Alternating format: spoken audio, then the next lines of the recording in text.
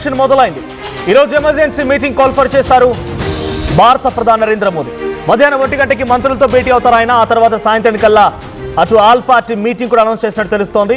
So సాయంత్రం కల్లా all పార్టీస్తో meeting ఉండబోతోంది. అయితే లాక్డౌన్ లాంటి ఒక ప్రకటన ఉంటుందనేటువంటి వార్తలు చక్కర్లు కొడుతున్నాయి. కరోనా తరహా సంక్షోభానికి సిద్ధంగా ఉండండి అంటూ ఇప్పటికే పార్లమెంట్లో ప్రధాని మోదీ వార్నింగ్ కూడా ఇచ్చారు. భారత్పై తీవ్ర ప్రభావం చూపిస్తోంది ఇరాన్ ఇజ్రాయిల్ వార్. ఎక్కడికక్కడ పెట్రోల్ బంకుల్లో కూడా నో స్టాక్ బోర్డులు దర్శనమిస్తున్నాయి. పెట్రోల్ బంకుల ముందు కిలోమీటర్ల మేర క్యూ లైన్లు కనబడుతున్నాయి. ఇక ఎల్పిజి గ్యాస్ దొరక్క జనాలు ఇబ్బందులు పడుతున్నారు. నిన్న పార్లమెంట్లో కూడా ప్రధాని మోదీ మాట్లాడుకొచ్చారు. మనం కరోనా మహమ్మారిని ఏ స్థాయిలో ఎదుర్కొన్నామో అదే స్థాయిలో ఇప్పుడు కూడా అంతటి ఓపికే, అంతటి సహనం, అంతటి ఓర్పు కావాల్సిన అవసరం ఉంది. మన శాంతితో వాటిని ఎదుర్కొందామన్నట్టుగా పార్లమెంట్లో నిన్న మోడీ అనౌన్స్ చేశారు. లేదో రాత్రి నుంచి పెట్రోల్ బంకుల్లో క్యూలు కడుతున్నారు జనమంతా. ఏ క్షణమైనా మళ్ళీ లాక్డౌన్ విధిస్తున్నారు అనేటువంటి ఒక మాట సోషల్ మీడియాలో వైరల్ అవడంతో భయభ్రాంతులకు గురవుతున్నారు. సో అంతా కూడా పెట్రోల్ ఫ్యూయల్ స్టేషన్స్లో, ఎల్పిజి గ్యాస్ గోడౌన్స్లో బార్లు తీరుతున్నారు.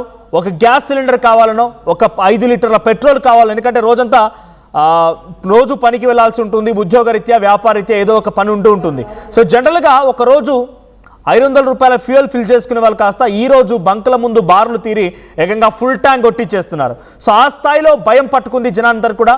So present emergency meeting call for చేసినట్టు తెలుస్తోంది. 1 గంటకి ఇటు మంత్రులతో సమావేశం, 4ంటికి ఆల్ పార్టీతో సమావేశం. సో ఇది జనరల్గా పార్లమెంట్ సమావేశాల నేపథ్యంలో జరిగినటువంటి సమావేశం అయితే ఇంత ఉత్కంఠ ఉండేది కాదు. అటు పక్క దేశాల్లో అంటే ఇరాన్, ఇజ్రాయెల్, అమెరికా దేశాల మధ్య యుద్ధం జరుగుతోంది. గల్ఫ్ కంట్రీస్ ఎఫెక్ట్ అవుతున్నాయి. మనకు రావాల్సిన ఎల్ఎన్జీ తగ్గిపోయింది, ఎల్పిజి తగ్గిపోయింది, గ్యాస్ రిజర్వ్స్ తగ్గిపోతున్నాయి. కాబట్టి వాటిపైన ఏదైనా ఒక కీలకమైన మీటింగ్ పెడుతున్నారా, లేదు ఇది సర్వసాధారణ మీటింగేనా, ఏం జరుగుతుందో చూడాలి. బట్ కరోనా మాదిరిగా టెన్షన్స్ అయితే ఉంటాయనేది మోడీ మాటలు అర్థమవుతోంది. సో ఆ స్థాయిలో నిజంగా టెన్షన్స్ కనుక మొదలైతే మళ్ళీ ప్రజలంతా ఇళ్లకు పరిమితం అవ్వాల్సిందే. ఇళ్లకే పరిమితం అయిపోయి మళ్ళీ ఒక గడ్డు పరిస్థితిని ఎదుర్కోవాల్సిందే. ఒక దయనీయమైనటువంటి జీవితాన్ని మళ్ళీ గడపాల్సిన పరిస్థితి వస్తుందా అంటే మరి మోదీ మాటల్లో అటువంటి సహనం, ఓర్పు, సహకారం అటువంటివేనా లేదా ఇంకేదైనా ఉంటుందో చూడాలి.